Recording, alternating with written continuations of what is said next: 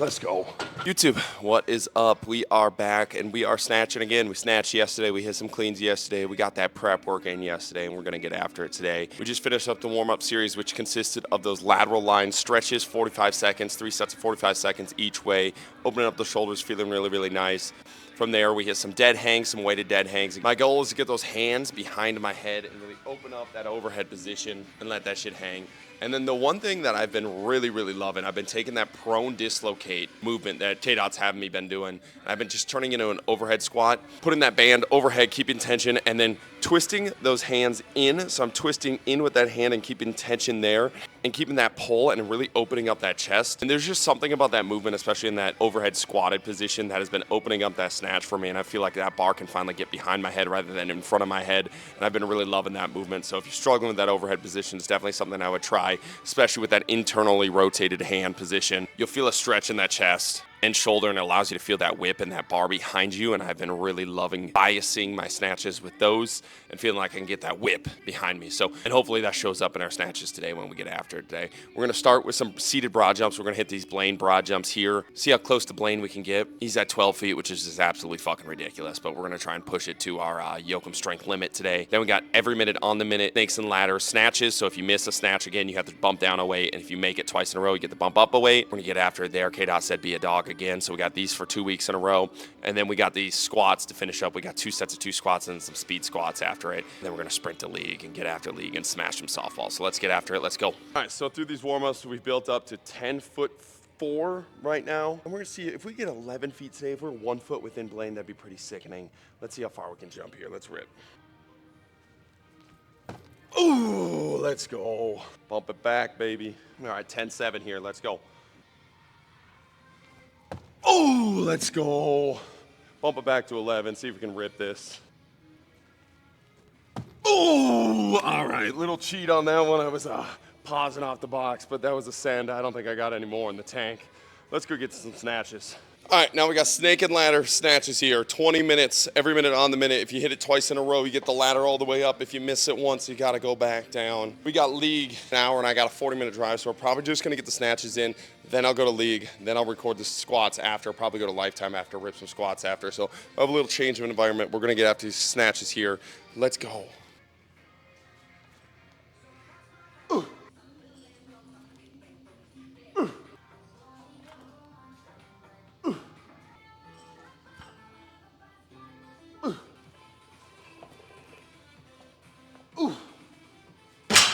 Almost let that get away from me. Ooh. Ooh. Ooh. Ooh. Ooh. Ooh. All right, at the halfway point, the bar is feeling light, but the elbows are a little inflamed from softball and snatching yesterday, so that overhead position is a little sketchy. So I don't know if today's gonna be a full-on PR day, but the bar's moving good, technique's feeling good. Let's keep ripping. Let's go. Ooh. Oh, fuck, we're getting a little sloppy. There we go, a little better. All right, pole's feeling a little shitty. We gotta lock in here a little bit and catch this bar high. Let's go. Fuck. All right, sticking to the program. We missed that 225 on a rep number 14. We gotta bump back down to here and hit it for 2 more before we get the bump back up. Let's go. Oh my God. My fucking retard. And the elbows are really hating me. The pull is not feeling super great anymore. Kind of rushing it just a little bit because I feel like I need to get that bar up higher to be able to catch it. I'm just kind of fucking up that form, but we have to bump down again because we're gonna stick to program today and we're gonna get this. Let's go. Come on, baby. Lock in. What the fuck? Getting absolutely bodied here. We're a little bit of a head case right now. We gotta fucking stick this. Let's lock in. Come on, dude. Jeez, man. Leg juice is gone. Holy crap. We gotta salvage this. All right, we're gonna hit 2 more reps at this weight. Salvage today, talk in the car, then we'll squat after. I'll record the squats. We'll get to all of that too. And hopefully league night goes a little bit better than he snatches. I'm getting absolutely fucking bodied right now. Let's go.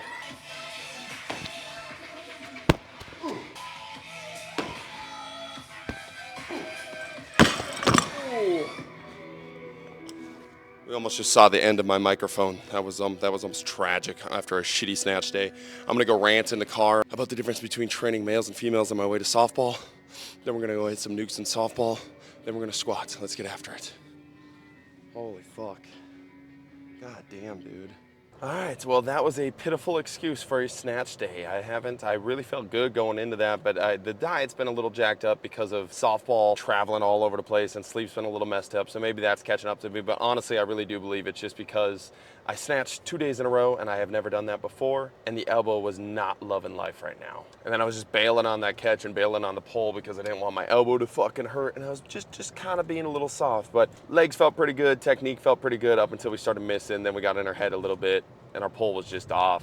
But we'll dial in and we'll get after it again. Just continually putting in work, and when you put in work, good things happen, and we're gonna stay on the path and continue to rip the way we've been ripping. That was probably our biggest snatch fail in a while. I haven't missed 225 like that bad in a long time, and it was just feeling completely gross today. But some days that's just how the cookie crumbles, and that's okay. We're all right with that. We're on our way to league right now. We're gonna get there at 5:59. League starts at 6, so we gotta hustle a little bit, but I wanted to rant a little bit on the topic before we get the squats later in the day, so that after league we can just kind of send those squats. I'll probably rant a little bit during the squats too, but just want to get in, get out with those squats and finish up today's training day. But I got the question asking about the difference between programming with males and females, and I had a podcast with Erica Suture on this. She came on my podcast where we talked about it, and I came on her podcast where we talked about it. And I really just like her approach. And I think it fits Eric Weinstein or Brett Weinstein's book that he wrote with his wife. I'm totally blank on the name, but it was talking about truths that regardless of if they're true or not, if you believe them, they lead to better results in your life. And he had like 4 categories of truth. I'm totally just blanking on what his categories of truth, but one of these truths was like the religious truth, right? Like where if you believe in religion and you believe in some sort of spiritual practice, regardless if it's factually true or not, your belief in that will lead to a better life, right? Having something to believe in, having some practices to follow, having some rituals to follow. Again, regardless of logistically true and regardless of scientifically true, if you believe them as a truth, your life gets better. And I believe the male-female training kind of pattern kind of falls into this. And I really love, again, Erica Sutra's approach to this. Whereas if you just train females like you train males, you get much better results than if you try to train females around their cycles and you try to train females around their hip differences and all the differences between males and females. And Erica mentioned a study on the podcast where the biggest difference in injury prevention when it comes to males and females was actually the amount of training that the males and females had. And a lot of times the females just didn't have access to the same amount of training and the training time that males had, whereas males are starting earlier, males are training longer, males are training harder because they're pushed to. And the system and the culture in America especially is set up to train males like meatheads and to train males early and train males often. Because the culture in America doesn't really have that set up for females. So they have less of a training age, less training intensity, less training volume. And then on the back end, we kind of try to post hoc all of these injuries to be around the difference in males and females. And we blame it on their cycles and we blame it on the hip differences. And while you can obviously acknowledge that there are differences there, like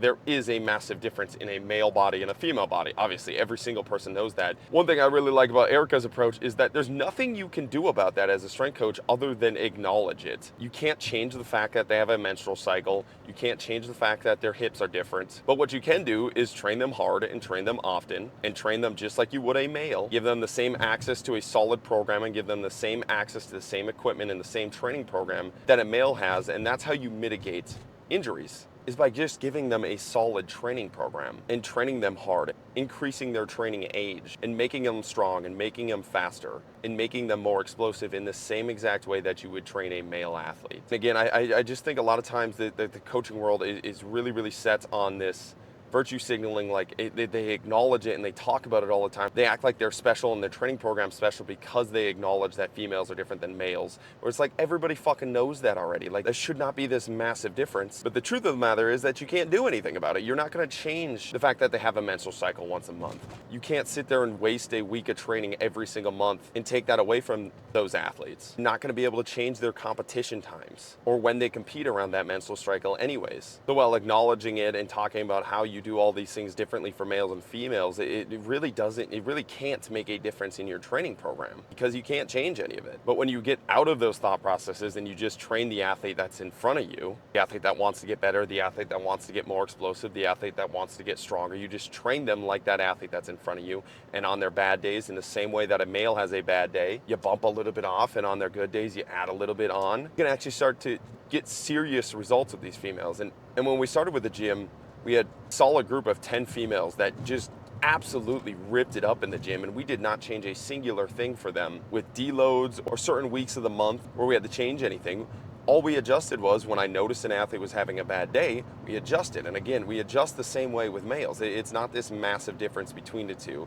And I think the more you baby and the more you try to cater your program to these things you can't control, the less good training days you get in. And the less good training days you get in, the less results you get in, the less stimulus you get done, and the higher chance of injury that you have. And then you continue on this cycle that females get injured more than males because they're female, rather than the fact that it was because that you train them less and that they have less training stimulus applied to their human organism, right? So again, I get that there are differences. I understand that. Everybody should understand that. I don't think there should be this massive virtue signal point for coaches that sit there and cater to that. I really do believe you just get less out of your athletes and less out of your program when you start to do that. I think you just gotta adjust on the individual athlete basis. And that should be a day-to-day, the athlete that is right in front of you type adjustments, not this massive philosophy switch in your program and what you're doing with these athletes because you think you can control something you can't control. I promise you, if you just train female athletes like an athlete that wants to get bigger, faster, and stronger, they are gonna get savagely bigger, faster, stronger. And a lot of times they have so many newbie gains on the table to grow just because the culture is so different between females and males and their training age growing up, that you can make a massive difference in that individual's physical development by, again, just training them like the athlete that is in front of you. So I don't think there's a massive difference in training females and males. I think the more you try to cater your program and cater your philosophies to that and to things that you can't control, the more you kind of just get lost. And the more good training days you lose out on, and the more good training days you lose out on, the less results you get. And that does nobody any favors, not you as a coach, and certainly not that athlete. So stop pretending like you're smarter than you are. Train the individual that's in front of you, and I bet you get a lot better results. I'm gonna go hit some nukes at league. We'll be back for some squats later. Let's go. All right, well, that was all-time lame. I drove an hour to league. Cut the workout a little bit short to get there. We play one inning and it started torrentially downpouring on us and lightning everywhere, so it was a total waste of time. League night was called, but we get back to Lifetime a little bit earlier, and we're going to get after these lifts. We got 2 sets of 2 at RPE 8, so keeping them pretty clean and explosive. And we got a drop set at 2 sets of 4 at 80% of the heaviest set of doubles that we hit, and then we got 1 set of 8 at 60% of the heaviest set of doubles we hit. So it should be a pretty clean squat day. Let's get after it. Let's go.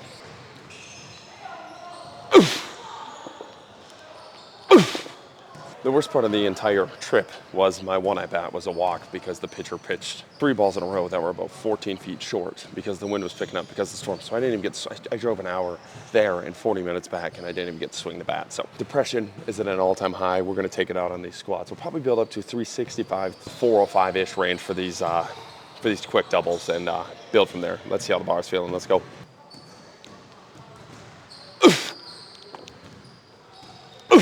Let's go. This will be our last build-up set before we start counting it as a RPE 8. We'll hit that 365 as one set. We'll judge it. We'll judge our next set based off how that 365 felt. I'm going to take a couple quick Q&A since we got a little bit more time now. I thought it was going to be a little bit more rushed. Thought league was going to go till like 8:45, 9-ish, and Lifetime was going to close on me. It's only 7:30 right now, so we got a little bit of time. The first question I got asked was there any honor in beating Welty in athletic task? And here's the thing people don't really understand. Welty is one of the greatest shit talkers of all time, like Dennis Rodman type energy. Dude knows how to get under your skin, and he knows how to get under anybody's skin. So beating him in any task releases a high level of dopamine in the system. And he draws out the best. He's one of the best training partners out there because of that Dennis Rodman-like ability, because he will make you do a task for 2 hours straight just to beat him because you don't want to lose to him. So yes, there is a lot of honor in beating Welty in task, and it's one of the greatest feelings in the world that you can have in training. So let's go squat more than him. Let's go.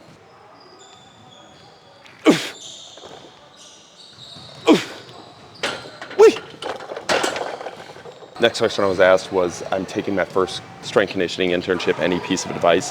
The biggest piece of advice I was given this by my mentor in the college strength conditioning world. And he wasn't even a college strength coach, he was a football coach. And one of the things that he said was that he was promoted to offense coordinator too quick. And he felt like it stunted his growth when he rose through the ranking too quickly. And obviously that's like a little embarrassment of riches. Like obviously becoming a head strength coach is an amazing thing, and getting paid more is nothing you should ever turn down, and climbing the ladder is always everybody's goal. But one of the things that he was talking about is when he became an offensive coordinator, he was expected to know everything.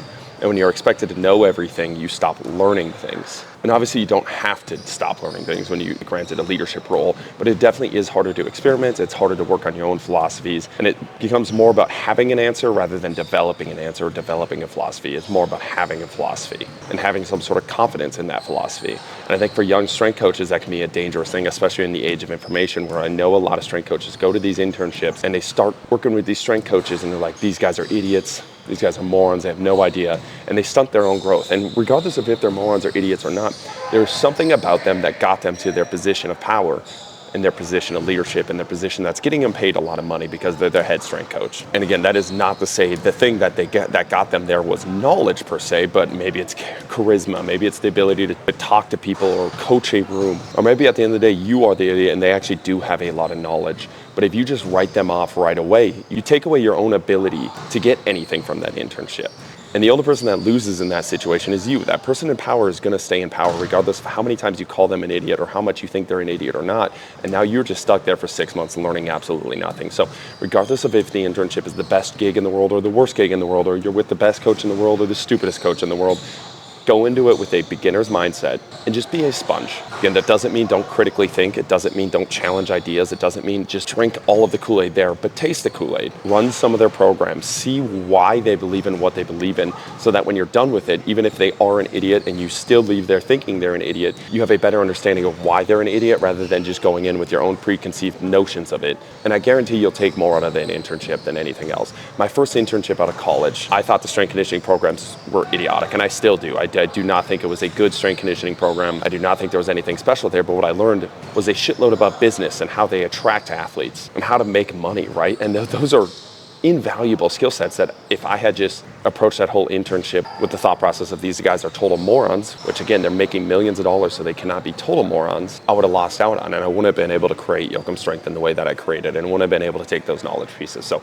just go in with a beginner's mindset, go in with the thought process that they know something that you don't know, whether it's in the actual knowledge piece or not, and you're going to take so much more out of it. Again, that doesn't mean don't critically think. It doesn't mean just totally adopt everything that they say as gospel. It just means think about some of the things they tell you and try to get to the point in which you understand why they believe in what they believe in, and that'll make you such a better coach. I've learned so much more from bad coaches than I have from good coaches, and it's because I've approached it with that critical thinking mindset of I got to get to a point in understanding why they believe in what they believe in, and there's usually gold in that thought process, and the gold is just surrounded with a bunch of tinfoil shit.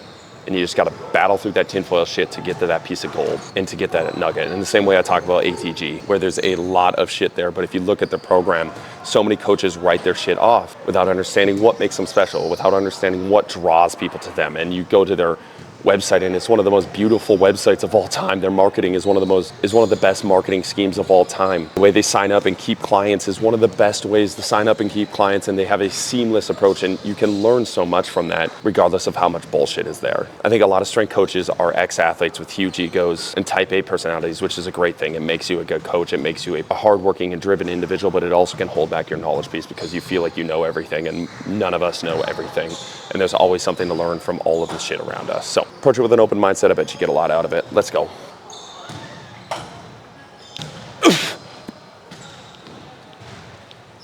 Let's go. All right, that 365 kind of flew up. We're gonna base if we have another set. We'll go to 4 or 5 if this is flying. If not, we'll cut it here and just base it off of there. I don't want to make it totally grindy, but those snatches are so ass. So I want to get a win today. So if 4 or 5 is doable today, we'll do it. Otherwise, we'll stick with 385 here. Let's go.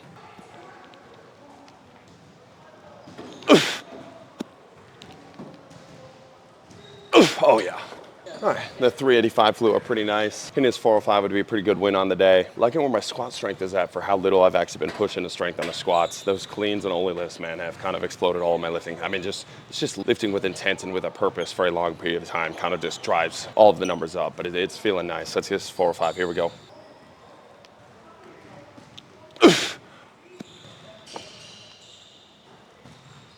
Let's go.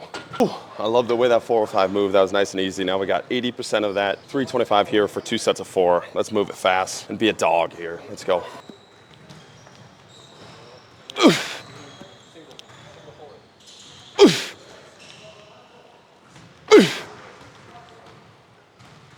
Let's go. All right, last set of 4 here, then we got a set of 8 at 60% of that 405. So we'll hit like 250 there, ripping through. Hips are kind of fatigued from that 405. I was doing that set of 4 and I thought it was gonna be much easier than it was. I had to narrow my stance a little bit and get those quads bumping a little bit more. Got asked the question when my jiu-jitsu arc starts, and that's actually something I'm actually pretty excited about doing. I just cannot do right now. Jiu-jitsu and golf are 2 things I know as soon as I start I'm gonna get absolutely addicted to, and they're both sports take a ton of time to master, and my brain does not work well with not mastering something and going half-assed in something. So as soon as I start it, I'm gonna go full balls to the walls to it, and if I have that going on with softball and ollies, everything's gonna kind of take a hit, and I'm gonna have 0 personal life and 0 business. Softball's already taken up 90% of my business time, so jiu-jitsu will start when softball probably ends, when I get sick of that softball arc or the ollie lifts end, and I know it's something that I'm absolutely gonna geek out about, learning the artistic side of martial arts. So the answer is probably not for a couple of years, but once it does, we're gonna go balls to the walls in it, just like we do everything else. All right, second set of 4 here, let's go.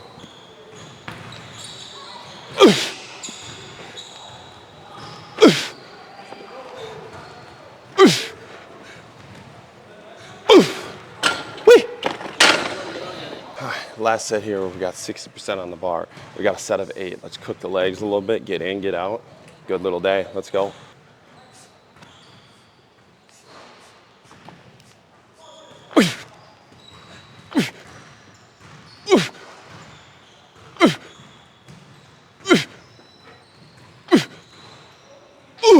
Let's go.